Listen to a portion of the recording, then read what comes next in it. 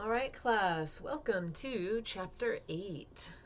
So I'm going to throw this out there because I know Tuesday I kind of pushed that timeline for the due date for the ad project. So if you want, again, it's due on Tuesday. Well, I should have this ready for you by Monday night. So anyway, we're going to go ahead on to chapter 8 again. We're working with a lot of ways in which we manipulate media and things online, on television, that kind of thing. So, chapter 8 vocabulary words, we have suggestion, sensationalism, soundbite, framing, lead, fuzzy words, product placement, gestalt principle, and subliminal persuasion. So, let's get to it.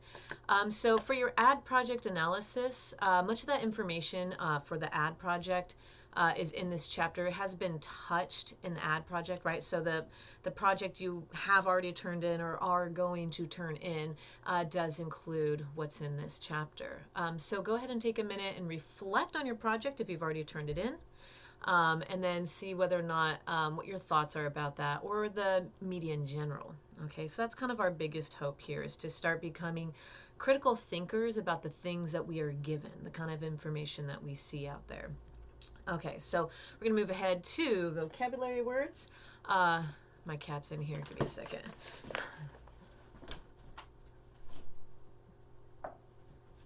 Okay. All right. Intermission. Okay, so suggestion is one of the most important aspects of media, because most media is relying on the idea of suggestion. Okay, so suggestion is the presentation of ideas or images in such a way to suggest or reveal certain ideas, qualities, and conceal others, right? So revealing and concealing. So an example of suggestion, you're going to see this in October, actually, Christmas music. Christmas music when you're shopping. Or like Joann's Fabrics, if you go there, you're going to probably see a lot of, Christmas things out early. This is suggestive, right? We're suggesting a feel, and then it inspires us to buy more and be a part of that season. So we're already shopping for Christmas, all from October all the way through December.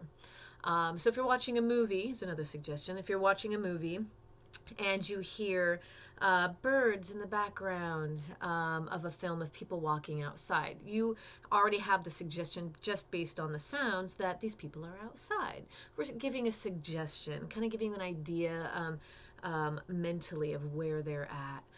If you go into a new home, or a home that's for sale, they might have brownies or cookies or coffee or something that makes it feel like home, like someone's living in there, and it invites you in and makes you want to buy the house. Suggestive, right? So also, you might notice whenever you drive by Burger King or any hamburger places, you smell it. That's actually intentional. The fumes, it actually comes straight from the grill. They take it and they put it out, and the hope is that you can smell it and then you want to go in and eat it, right? So keep that in mind. Everything is suggestive. Yeah, so you're being manipulated everywhere you go. Okay, so suggestions is definitely used by advertisers, movie makers, photographers, writers, you name it. They know how to choose images, whether it's a written one, a visual one, that make you feel positive or negative. Okay. Can you, right now, amidst this pandemic, can you think of ways in which there are some examples of that, right? So just take a moment. You can pause me and then come back. Okay.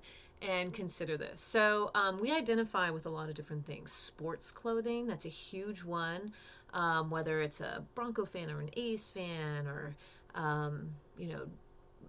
Dodgers or something, right?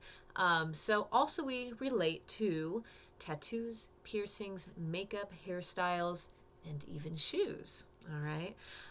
And then also we consider, do we choose to put on perfume or cologne, and why? Okay, these are just suggestion. Like, this is the way suggestion comes into play, if that makes sense. Think of different ways in which suggestion is used in our environment. Slot machines in casinos, as well as slot machines at the grocery store.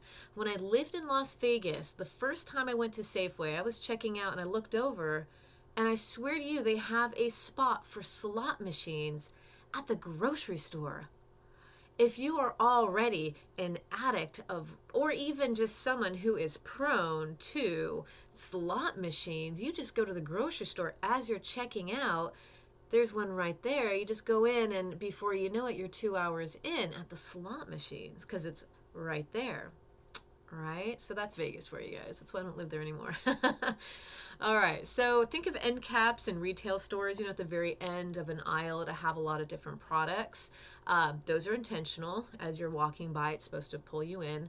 And also think about news stations like MSN, which is like the number one news site out there. What's the thing that they put out there that you see first? Okay, what's their intention there? Okay, so how does media, which is TV and news sites, how do they manipulate the viewers by using suggestion?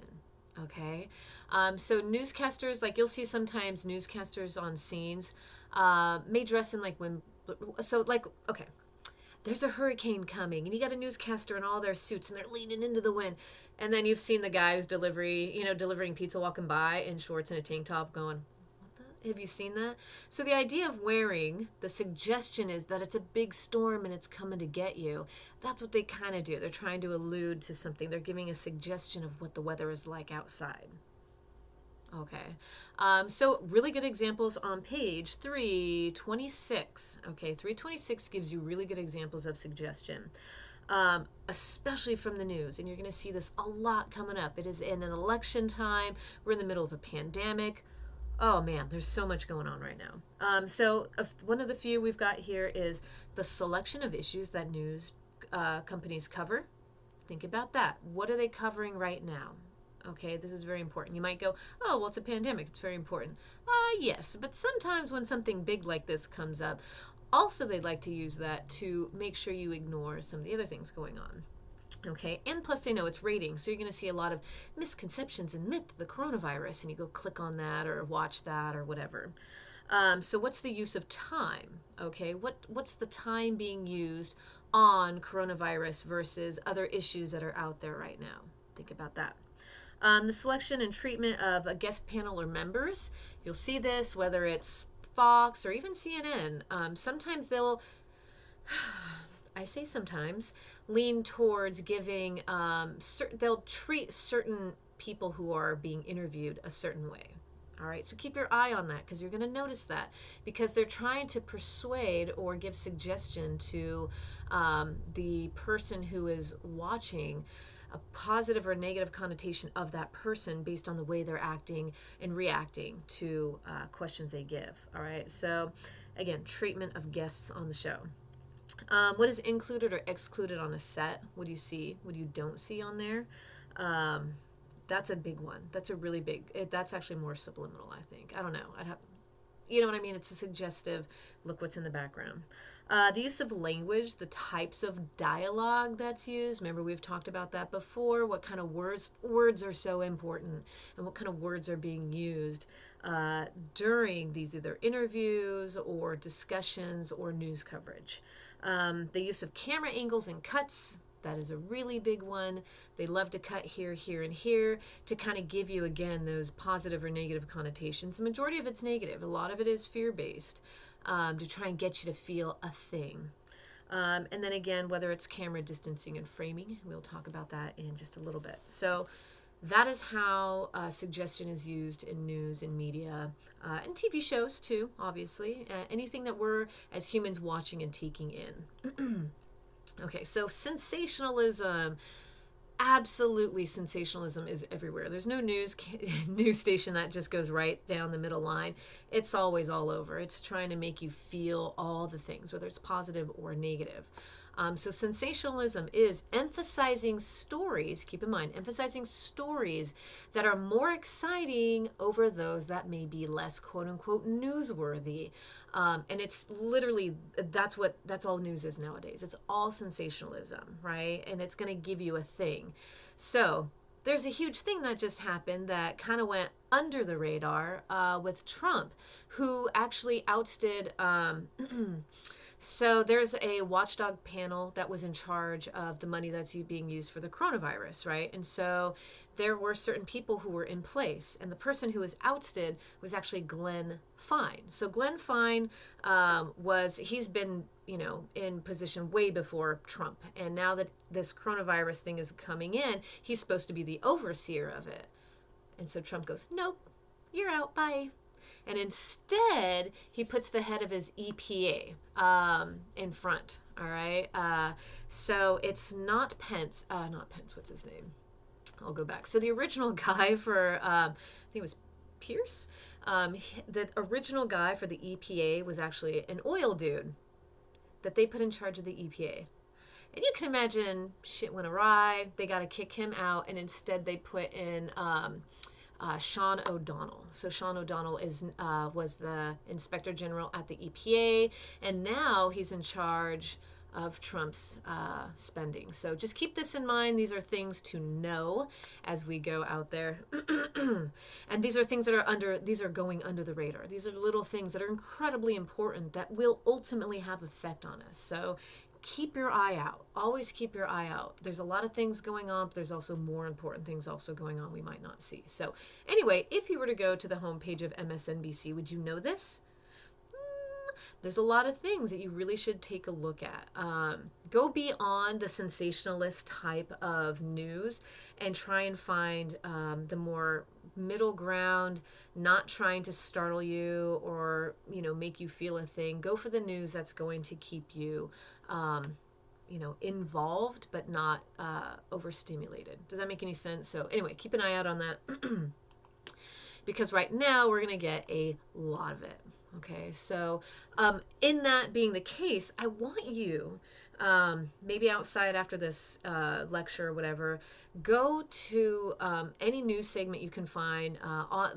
If you have cable, not everyone has cable, take a look at CNN, Fox News, any of those national things, and just watch for a little bit.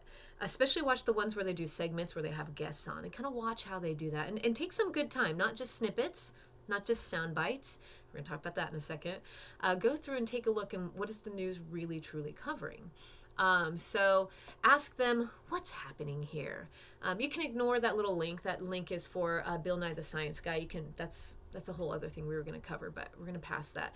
You can watch that link. That's just a different thing. But it does kind of go about talking about how Bill Nye handles different ways of as a guest. Bill Nye is a guest, right? What kind of information or how is he being treated by certain newscasters? Okay, so when you watch these news segments and they have different types of people they're interviewing, ask yourself, how much time does each speaker get? And should they get equal time, where or not? We'll talk about that in just a second. Time is obviously a way of manipulating who is perceived as important, right? So you can give a little bit of time, okay, thanks, bye. And then they give this a lot of time for either other people or other topics, okay?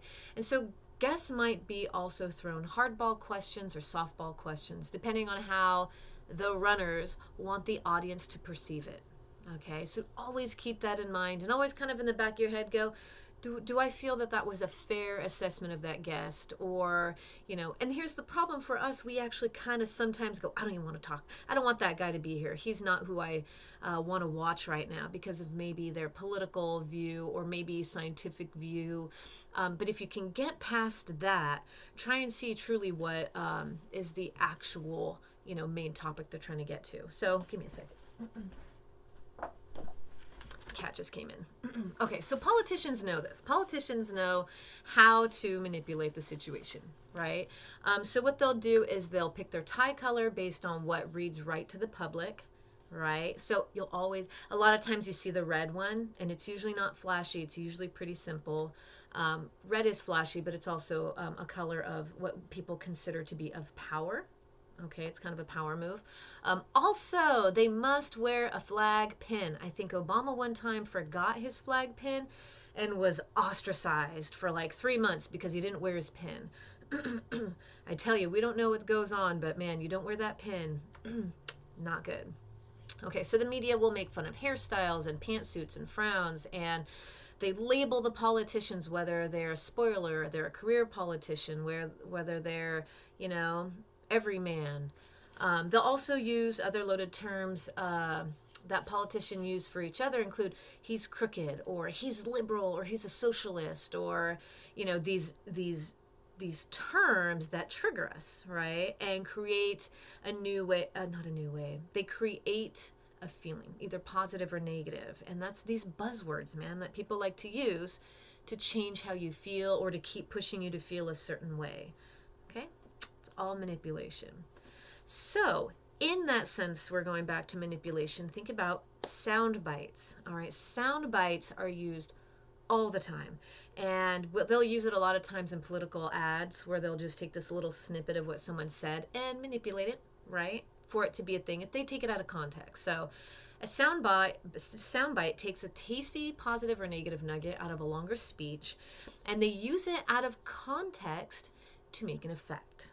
Okay, so sometimes these are manipulated, and it's just a brief selection of a longer speech. Always remember that one sentence. People do this also with the Bible. They will take a sentence out of it and use that as an argument, that little soundbite, that little tiny thing, to validate their actions or condemn others' actions. Okay, rather than reading the whole thing, they'll just use this little tiny bit and use that as the whole, the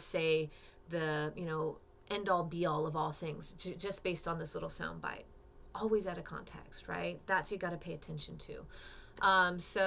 Usually when it's heard out of context, then it is able to be manipulated. So both politicians and editors use sound bites to create impressions on viewers. Okay?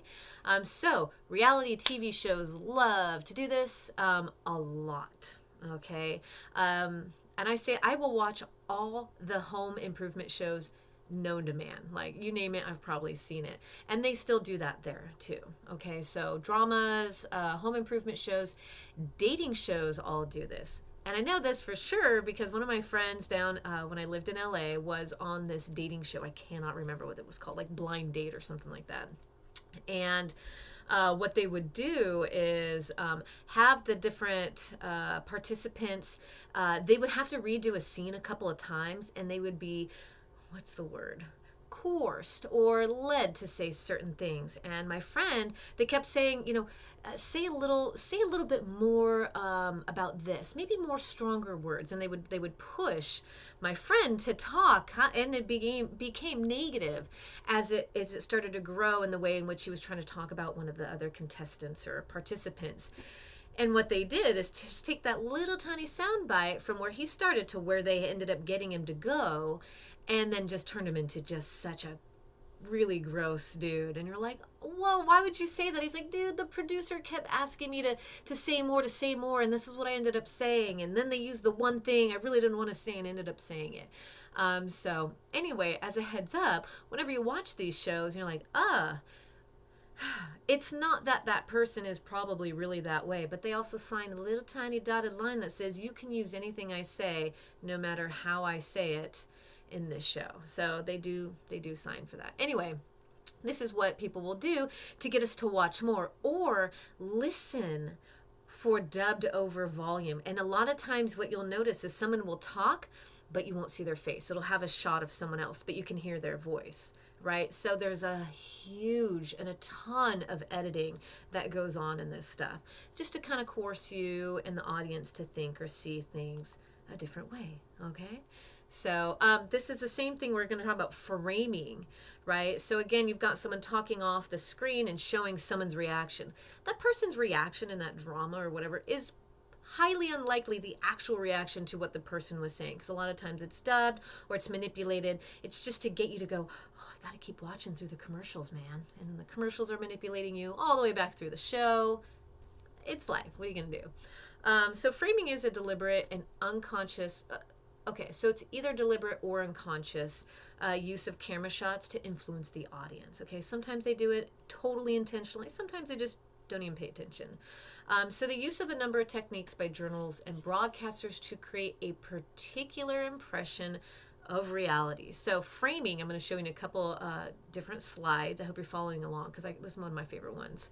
But a lot of times they'll do things like framing, whether it's someone's face or like Trump having a bad hair day. He gets a lot of slack for that. And it's to undermine who he is as a president because the wind blew his hair sideways. This is going to happen to all presidents, anyone who is, the face of the day, okay?